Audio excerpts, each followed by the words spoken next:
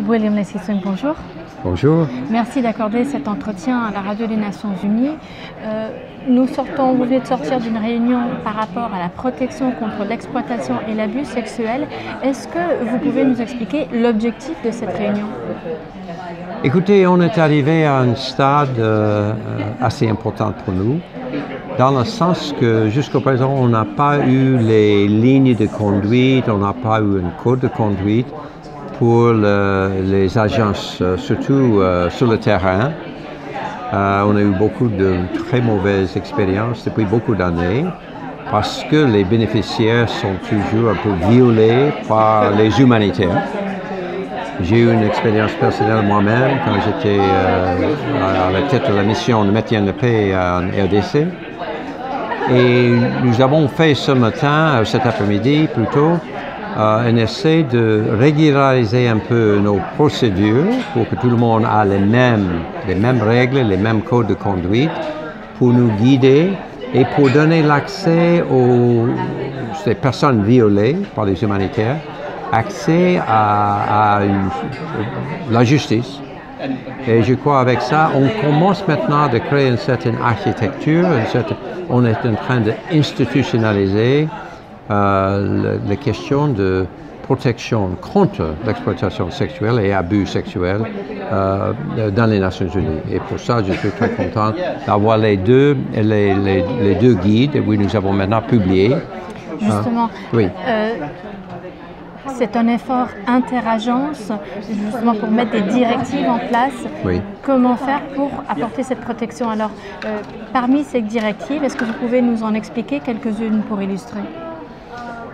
Par exemple, ça donne les réglementations pour les humanitaires.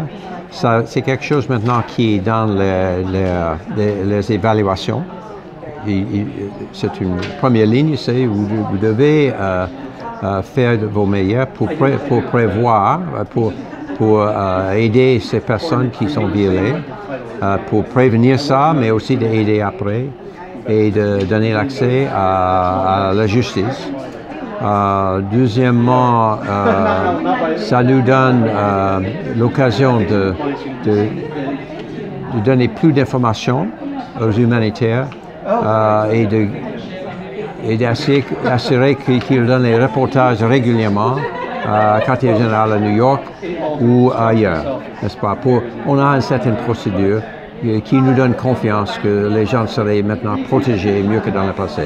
Alors ça veut dire que les humanitaires eux-mêmes vont poser la question aux bénéficiaires pour voir s'ils ont fait l'objet d'abus et de mauvais traitements? Oui, exactement.